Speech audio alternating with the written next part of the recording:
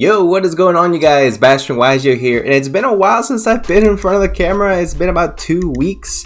A lot of stuff has happened. I know that I'm gonna get to the Sky Striker deck profile, but I thought I'd update you guys real quick. So a lot of stuff has happened past 2 weeks. Went on vacation for a week. Went to Mexico for the first time. Mexico for the first time. It was a lot of fun. Had a lot of good fun out there. Came back, got COVID. Here we are a week later.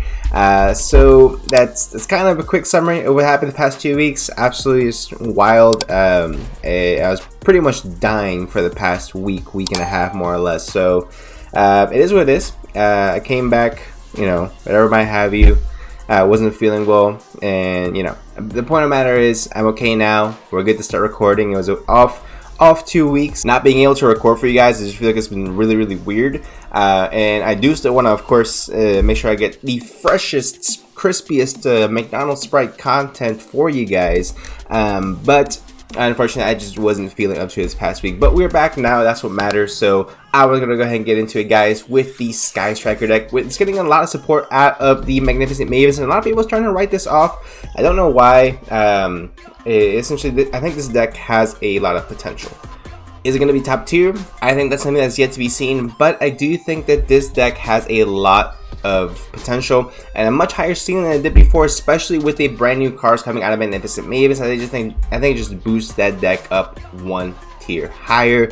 So the main reason why I guess Sky Striker is taking a little bit more of a backseat is not like it's taking a hit since YCS Hartford and following YCS's afterwards with Ryan Yu and what's this guy's name, Poe from Australia. That guy, I always forget his name. Anyway, since those of you guys play Sky Striker, I think that a lot more decks start running main deck out to Mystic Mine, or the archetypes just immediately already have one built in, aka Sprites. Now Tier Element has one as well. So that's really been the biggest hit to Sky Striker, just not being able to abuse Mystic Mine like it normally would. And unfortunately, a Sky Striker just is a Mystic Mine based deck. I mean, it's a spell, works very well with the deck. You only play one monster. It just synergizes so well that you kind of have to play it now. OCG list, I've started to play Necro Valley, Chicken Game as well with the Sky Striker build, so I took a little bit of inspiration from that. Did not put Necro Valley in there. We do still have Mystic Mine for some reason. It is where it is, but I did make sure to also include, of course, the new support, which I'm really excited about. I'm really excited to show you guys about. So if it's something that you guys want to go ahead and get excited about, go ahead and make sure you leave a like down below, subscribe for more, guys. I'm going to be doing a whole bunch of content coming up this next week. Now I'm feeling it's a little bit better, so drop a like down below for beating COVID. Thank you so much. Anyway, so let's go ahead and get right into it, guys, with the deck profile. So guys, we are here with our deck profile for Sky Striker. We'll start off with the monsters. Now we do play less roses than before. I was with, of course, 3 Ray, 1 Rose, and the reason for that is because Rose is not really all that necessary anymore with Linkage being able to be in the deck. So before you used to run 3 Ray, maybe 2 to 3 Rose, only because you needed to see a Sky Striker monster for your plays to go off. But fortunately, Linkage takes care of that issue entirely by being essentially a 1-card way to go ahead and get into your extra deck. So Linkage solves all those problems, but we do still play the 1 copy of Rose, because if we have a dark and a light monster in the grave with Sky Striker Linkage, it gets an additional effect to boost the monster that we summon with it by 1,000 points, giving us a 2,500 attack minimum Sky Striker monster. So that is really good. It helps us get over beefy monsters, especially if you have spells from the grave and you're activating and you're summoning Kagari or a Shizuku as well. This gives you that much more advantage to get over big monsters, which is something that, of course, Sky Strikers really struggled with. Next, we are playing 1 copy of the Strategic Striker, which is now called Surgical Striker. It is a Sky Striker card, always treated as a Sky Striker card, which means you are able to search it when you need it. 1 is more than enough. You're really not going to be needing more than 1 of this card because it is easily searchable. So just 1 is going to be perfectly fine. Now for the hand traps, obviously I didn't want to play any bestial monsters just because it gives you a monster as well. And Sky Striker, of course, conflicts with that. So I want to play 3 Ash, 2 Veiler, and 3 Crow. We play the Veilers because we do still play Selene Access Code Package to make sure that we're able to do further OTK plays. So that helps out quite a bit. And of course DD Crow, because it is still a very graveyard heavy format, especially after Magnificent Mavens come out and Tier Elements get to play around with all the Ishizu cards coming out. That they all mill 5. from both players' deck, which actually does help out Sky Striker if you're dumping spells. So that is something to look out for as well. But I think just DD Crow is going to be huge in this format. You can also play, of course, I would not recommend D-Shifter in this deck just because you want your spells to hit the graveyard. So it'd be very situational for when D-Shifter will actually be good in this deck. So it's something to look out for. But that's going to be it for the monsters, guys. We play 13 monsters in the main deck, majority of them, or half of them I should say, being the hand traps.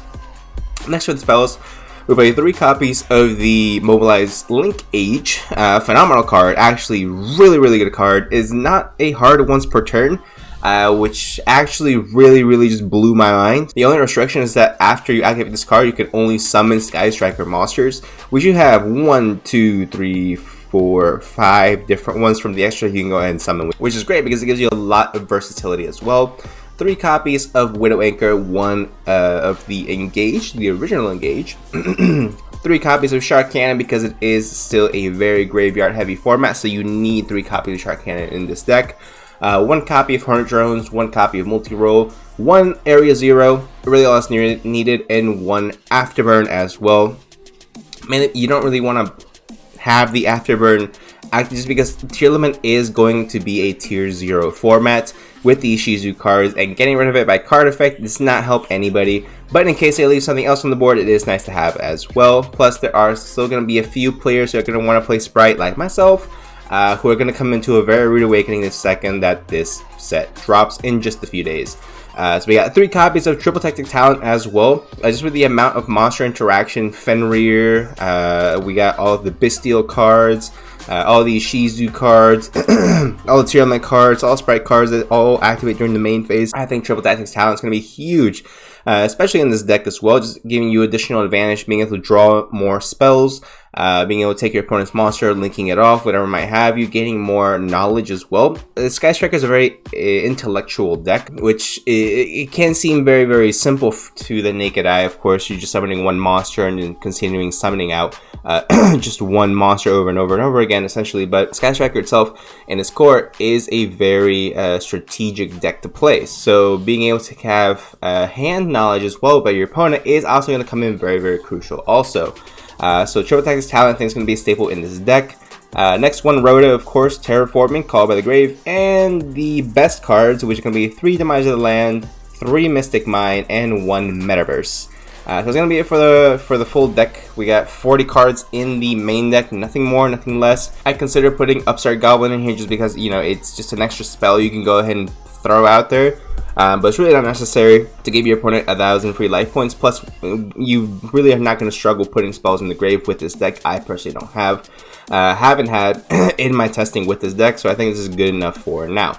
Now for the extra deck, really nothing crazy. We're not changing anything. 3 Shizuku, 3 Kagari, 3 Hayate, 1 Kaina, 1 Zeke, 1 Dark, 1 Selene, 1 Ningirsu. Ningirsu is to get over Crusadia Avermax. So in the event that you cannot get to your Surgical Hamp, so Crusadia Avermax is a big issue for this deck because it can't be targeted, I believe.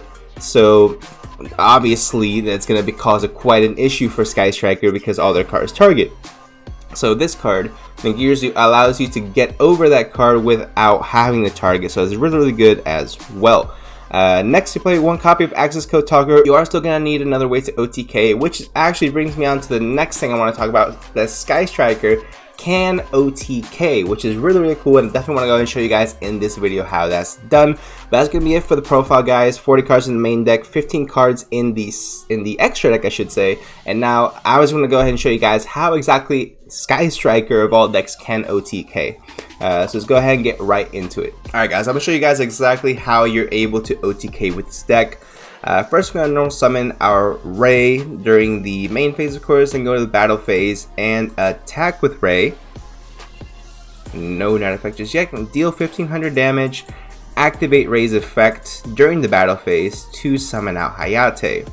Hayate isn't going to go ahead and attack directly. Of course, this is only going to work if your opponent has nothing on board. Which, you know, how often is that going to happen? It's still good to know how to OTK with this deck. Send the Rose. There we go. Next, we activate Link Gauge. There we go. Get rid of that. Summon out Kagari.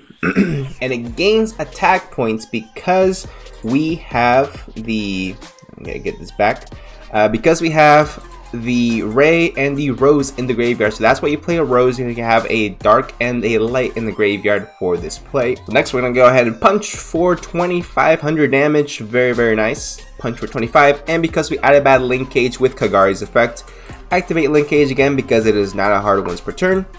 Get rid of that. Summon out Shizuku or Kaina, it really doesn't matter at this point. We're just gonna gain another 1000 attack points because again we have Rose and Ray in the graveyard, giving us another 2500 attack point boost. So we just OTK'd our opponent with Sky Striker, which is crazy. This is never something I thought I would say with this deck.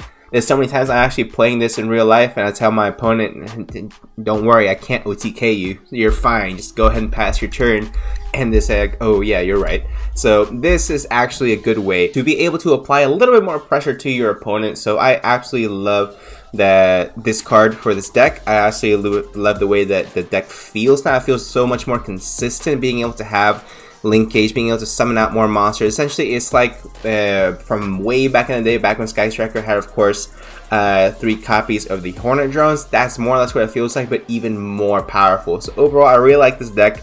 And the viability of it, again, I'm not sure, just because a lot of decks are playing out to Mystic Mine, and unfortunately, yes, Sky Striker is a very Mystic Mine reliant deck. So that is something that you have to look out for in the near future, but I'm sure that somebody's going to go ahead and figure out the formula if it's not this one already. So without further ado, guys, if you guys did enjoy, go ahead and leave a like down below, subscribe for more. Let me know what deck you guys want to see next, and what deck are you most excited about coming out of Magnificent Mavens. Let me know down below, and I'll see what I can do about potentially getting a deck report for you guys. So leave a like, subscribe, and I'll see you guys in the next one.